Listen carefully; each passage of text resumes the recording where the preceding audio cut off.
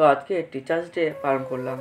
তো হয়েছে কি, আজ সকাল সকাল উঠে চলে গেছিলাম টিউশন পড়তে, সরি আজ তো পড়তে যাইনি, আজ গেছিলাম মজা করতে। যাই হোক, এখানে দুটো কেক নিয়ে চলে এসেছি এবং যেখানটায় আমরা পড়াশোনা করি সেখানটা ভালো করে সাজিয়ে নিলাম। তারপর চলে এলো স্যার, এবং স্যার যখন কেক কাটতে গেল স্যারকে স্নো স্প্রে ছড়িয়ে যা হাল হয়েছিল সেটা আর কিছু বলার নেই। সেই সঙ্গে কেক মাখামাখি, একটা কেক মেখেছি আর একটা কেক খেয়েছি, এই দেখো আমাদের অবস্থা।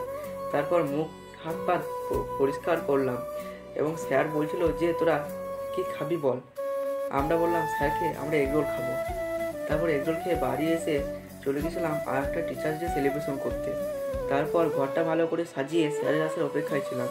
কেকটা ভালো করে সাজিয়ে হাতে স্নো স্প্রে নিয়ে দাঁড়িয়েছিলাম দরজায় সামনে। বলতে না বলতে স্যারও এন্ট্রি নিয়ে নিল। তারপর স্যারকে ভালো করে স্নো স্প্রে মাখিয়ে স্যার তো আজকে অবাক হয়ে গিয়েছিল, এবং যখন স্যার কেক কাটতে গেল তখনও স্যারকে আবার স্নো স্প্রে মাখিয়ে ভূত করে দিলাম, এবং আমরা সব বন্ধুরাও ভূত হয়ে গেছিলাম।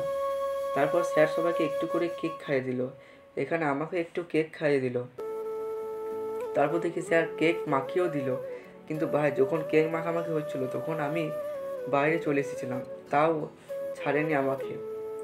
তারপর কেক মাখামাখি হয়ে যাওয়ার পর চলে এলাম বাড়ি, এবং বাড়ি এসে দেখি এখানে বিরিয়ানি রান্না চলছে, তো মন খুশ হয়ে গেল। তো এখানে জোরদারভাবে বিরিয়ানি রান্না চলছে। কিছুক্ষণ পর এসে দেখি সব কিছু কমপ্লিট, এবার শুধু লেয়ারটা করার বাকি।